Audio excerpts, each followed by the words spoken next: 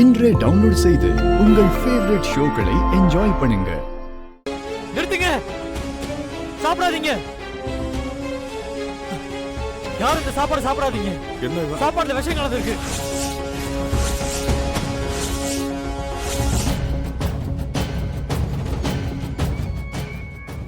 அண்ணே, என்ன கரிகாலா, என்ன சொல்ற? என்ன சொல்ற? சாப்பாட்டுல விஷம் கலந்துருக்காங்களா? ஆமாப்பா. கோயில் சாப்பாட்டுல விஷத்தை கலந்துருக்காங்கன்னா இது யார் வேலையா இருக்கும்? தெரியலப்பா. எதுக்காக இப்படி பண்ணாங்க? அத நான் சொல்றேன் பெரியப்பா.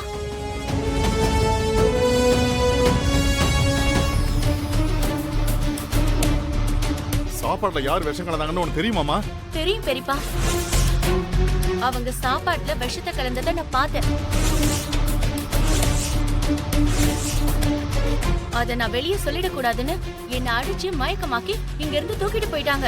ஐயோ, யாருமா இதெல்லாம் செஞ்சது? ஐயா ஐயா, சமயக்கட்டுல ஒரு பொண்ணு விஷம் கலந்த சாப்பாடு சாப்பிட்டு மயக்கம் போட்டு விழுந்து கிடக்குறாங்க ஐயா. போய் பார்ப்போம். வாங்க வாங்க.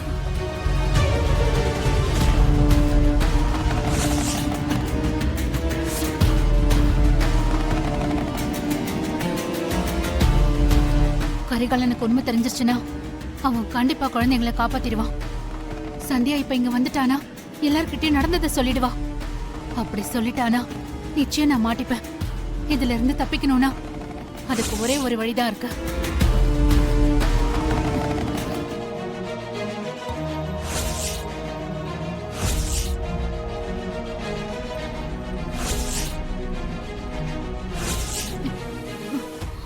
எப்படிமா இருக்கு? நல்லா இருக்குண்ணே. ரொம்ப சந்தோஷமா.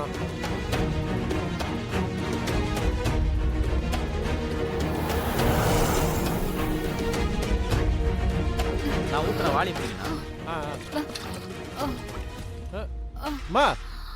என்னமா என்னமாச்சு? ஐயோ வாங்கல, யாராவது ஓடி வாங்க, சீக்கிரம் வாங்க, யாராவது ஓடி வாங்க, வாங்க வாங்க. என்ன என்னாச்சு? போட்டு மயக்கம் கொள்ளுந்துருச்சு. ஐயோ, மயக்கம் போட்டு விழுந்துட்டா. மா என்னமாச்சு? மா என்னமா? மா என்னாச்சு? மாடோ தூக்கு தூக்குங்க. தூக்கு தூக்கு. என்ன என்னாச்சு? ஐயா, ருசி பார்க்க சாம்பார் சாப்பிட்டாங்க.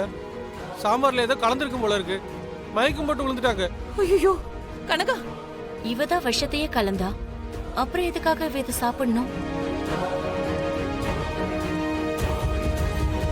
கனகா இங்க பாரு. கனகா, என் உயிர் போனாலும் பரவாயில்லங்கய்யா. வேற யாரையும் விஷம் கலந்த சாம்பார சாப்பிட விட்டுறாதீங்க. என்னப்பா எல்லாம் பார்த்துட்டு இருக்கீங்க? தூக்குங்கப்பா.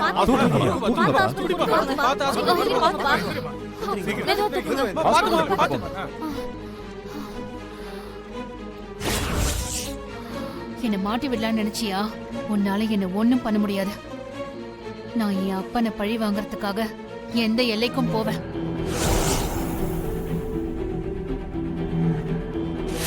இந்த பேனா மைக்க கனகாக்கு தெரியாம அவ வீட்ல வச்சுட்டா அவ என்ன பேசினாலும் நமக்கு தெரியும்ல. முதல்ல அத பண்ணுவோம்.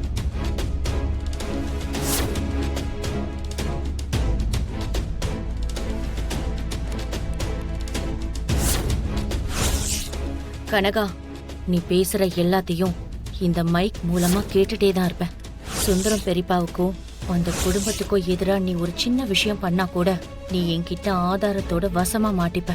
அதுக்கப்புறம் நீ திரும்ப விஷம் குடிச்சாலும் தப்பிக்கவே முடியாது. அவ சொல்றது சரிதான். இங்கே இருக்கட்டும். சரிங்கப்பா. நாங்க கிளம்புறோமா? உடம்ப பத்திரமா பாத்துக்கோ. அம்மா, ரொம்ப முடியலன்னா வீட்டுக்கு வந்துருமா, இல்ல போன் பண்ண நாங்களே வந்துடுறோம்.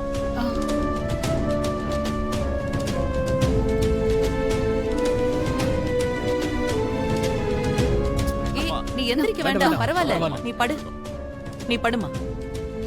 பொண்ணு நீ படு. நாங்க கிளம்புறோம். வாங்கப்பா. போப்பா.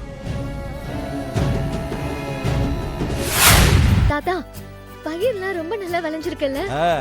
ஆமாமா, இதுக்கு முன்னால இப்படி ஒரு விளைச்சல நான் பார்த்ததே கிடையாது.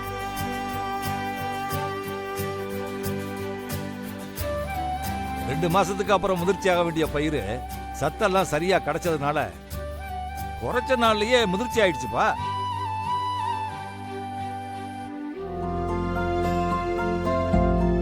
நான் பார்த்த வரைக்கும் விவசாயத்துல நீங்க பண்ணதுதான் நல்ல விளைச்சலை கொடுத்துருக்கு. தாத்தா இதுல எவ்வளவு விளைச்சல் இருக்கும்? எப்படியும் ஒரு 4000 கிலோவுக்கு மேல விளைஞ்சிருக்கும். நான் அதை கேட்கல தாத்தா. வானதியை விட நான் பண்ண விளைச்சல் ஒரு மூட்டையாவது அதிகமா இருக்குமா?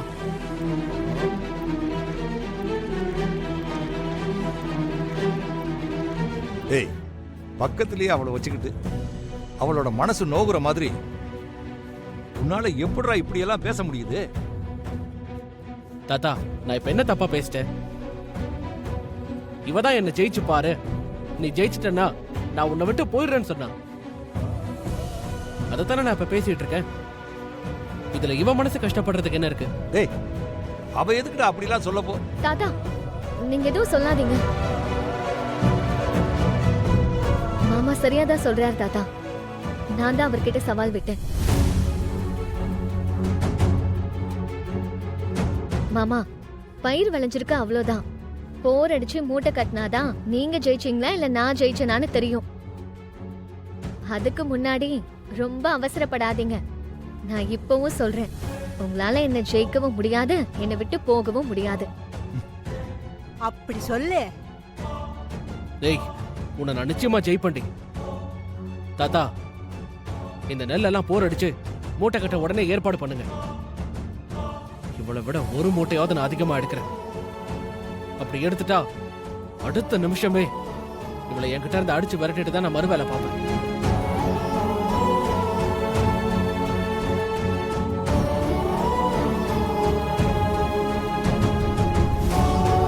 ஏமா வானதி, நீ அருள்கிட்ட ஏன் இப்படி எல்லாம் பேசிக்கிட்டு இருக்க? அருள் பண்ணியிருக்கிற விளைச்சல் கண்டிப்பா உன்னை விட அதிகமா தான் இருக்கும். எனக்கு அதானே தாத்தா வேணும்.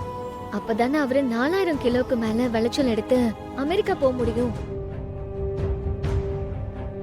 நான் உடனே சிஓக்கு கால் பண்ணி விளைச்சல கணக்கெடுக்க ஆளுங்களை வர சொல்றேன். இதெல்லாம் ரொம்ப அநியாயமா இருக்குமா? உன் வாழ்க்கையை நீயே அடிச்சுக்க இவ்வளவு வேகமா வேலை பார்த்துக்கிட்டு இருக்க. இத பாருமா, வாழ்க்கை நம்ம பின்னாடியே வாலாட்டிக்கிட்டு வர்ற நாய் கிடையாதும்மா. அதை விட்டுட்டோம்னா போனது போனது தான், திரும்பவும் கிடைக்கவே கிடைக்காதும்மா. நீ அவசரப்பட்டு யோசிக்காம நடந்துக்கிறியோன்னு எனக்கு தோணுதும்மா. அதுக்கு மேல உன்னோட இஷ்டம், எதுவும் சொல்றதுக்கு இல்லை.